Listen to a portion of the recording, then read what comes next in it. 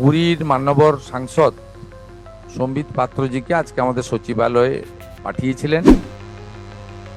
পুরো কমপ্লেক্সটার নামই হবে শ্রী শ্রী জগন্নাথ সাংস্কৃতিক কেন্দ্র।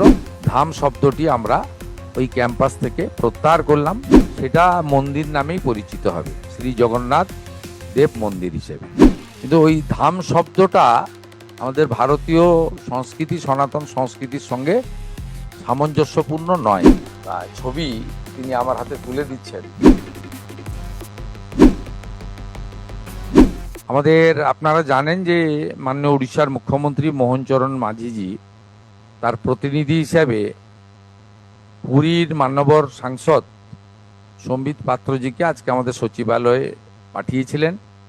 উনি চিঠিতে বলেছেন যে ওখানে জগন্নাথ দেবের পূজা পাঠ মন্দির সব চলুক, হাজার হাজার মন্দির হোক, সবাই চান, আমিও চাই। কিন্তু ওই ধাম শব্দটা আমাদের ভারতীয় সংস্কৃতি, সনাতন সংস্কৃতির সঙ্গে সামঞ্জস্যপূর্ণ নয়। এটা নিয়ে বিতর্ক অনেক আগেই ছিল।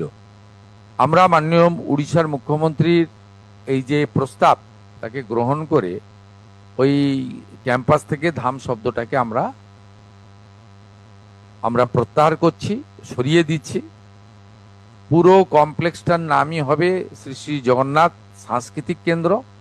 যেহেতু ওটাতেই ক্যাবিনেট অ্যাপ্রুভ্যাল রয়েছে, হিটকো টেন্ডার রয়েছে, সরকারি অর্থ রয়েছে, আর যেখানে ঠাকুরের পুজো পাঠ হয় সেই স্থাপত্য সেটা মন্দির নামেই পরিচিত হবে, শ্রী জগন্নাথ দেব মন্দির হিসেবে।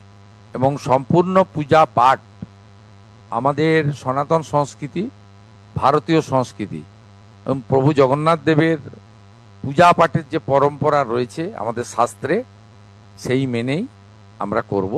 ধাম শব্দটি আমরা ওই ক্যাম্পাস থেকে প্রত্যাহার করলাম। মাননীয় মুখ্য সচিব প্রয়োজনীয় নির্দেশিকা এই সংক্রান্ত জানাবেন, এবং যে পরিচালনের ট্রাস্ট কমিটি করা হয়েছে তাকেও আমরা আগামী দুদিনের মধ্যে সরকারিভাবে জানিয়ে দেব এবং আমাদের ওয়েবসাইটেও পশ্চিমবঙ্গ সরকারের দিয়ে দেব। এটাই ছিল আমাদের আজকে ছোট্ট কিন্তু খুব গুরুত্বপূর্ণ ইভেন্ট, আমাদের মিডিয়া ইভেন্ট কার্যক্রম। আমি সম্বিত পাত্রজিকে আর আটকাবো না, ওনার ফ্লাইট আছে, উনি আজকেই ফিরে গিয়ে মুখ্যমন্ত্রীকে আমাদের তার যে প্রস্তাব আমরা সম্মানের সঙ্গে গ্রহণ করেছি জানাবেন। আমি সবাইকে আরেকবার নমস্কার এবং জয় জগন্নাথ বলে শেষ করছি। বাংলা হান্টের আরো খবর দেখতে নজর রাখুন। বাংলা খবর মানেই বাংলা হান্ট।